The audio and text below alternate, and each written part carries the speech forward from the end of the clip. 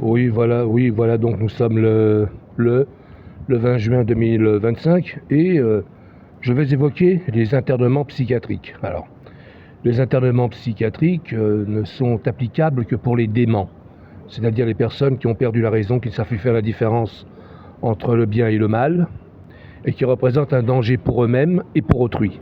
D'accord ? Voilà, donc on parle un peu partout en ce qui me concerne d'un internement psychiatrique. Moi je réponds mon cul. Ok ? Et il n'est pas encore né le procureur, même un juge, je veux dire, aucun juge ne va s'amuser à ordonner, en ce qui me concerne, un traitement psychiatrique. Il ne le refera pas deux fois, parce que moi je ne suis pas aux ordres. Je casse son jugement, moi. Et je le casse en deux ensuite. Tout simplement parce que le psychiatre, que je raconte, le juge lui-même n'est pas habilité à savoir si tu es fou ou pas.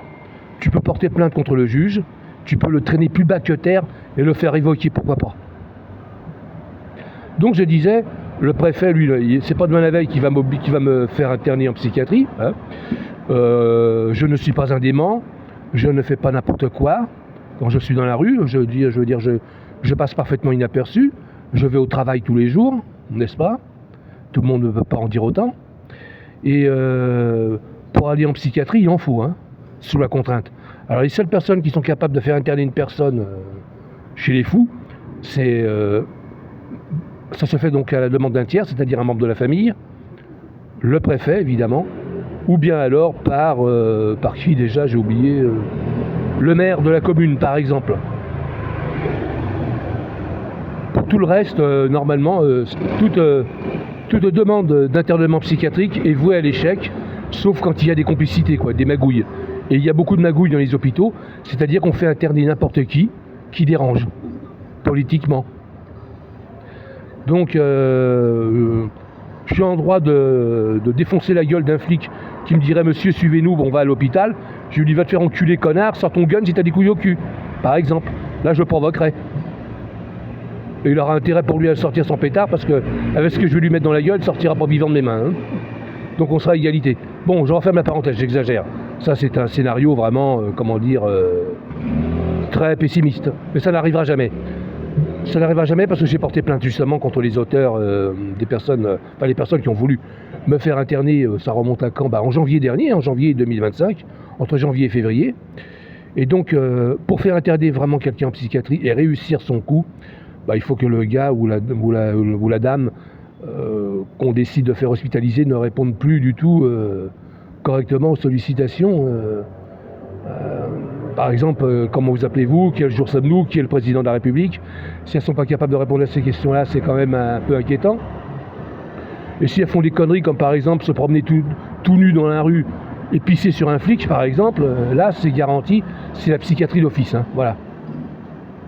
Mais pour quelqu'un comme moi, qui écrit des livres, qui monte une entreprise, qui est en train de même en sauver une, excusez-moi, mais là, je suis en conflit ouvert avec Philippe Bouissou, maire d'Ivry-sur-Seine. Ça fait un petit moment qu'il me fait chier, celui-là, d'autant qu'il m'a expulsé illégalement de mon logement sans jugement, et je peux le faire envoyer pour 3 ans ferme en prison. Prison ferme pendant 3 ans maximum, et 30 000 € d'amende à payer. Tout simplement, voilà. Donc, n'écoutez pas les conneries qui sont diffusées sur moi, distillées un peu partout, que je vais être interné, je réponds mon cul. Il n'est pas encore né le PD, l'homosexuel qui va me faire interner en psychiatrie. Le préfet Étienne Stopkov, il a essayé, là il est dans la merde. Là il se fait petit là. Autant il montrait son cul partout, sa bobine sur Facebook, autant là maintenant il se fait discret là. Parce que j'ai bien taclé. Voilà. Ça s'appelle avoir de la puissance. Au sens large, entre guillemets, avec des pincettes, bien entendu. Les gens puissants, c'est bon. Je tiens à préciser qu'un édit révolutionnaire a supprimé le droit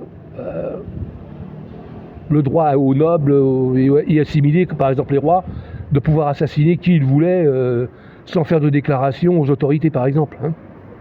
Ouais. Donc personne n'est aussi puissant qu'on peut l'imaginer. Il y a toujours la loi qui veille, le code civil, tout ça, même si ça a été rédigé par Napoléon, qui était un peu spécial, c'est un fait, mais son code civil, il est toujours en vigueur aujourd'hui. Et ce n'est pas pour rien, c'est quand même un code qu'on peut qualifier de démocratique et qui tient la France vraiment par les épaules. Voilà.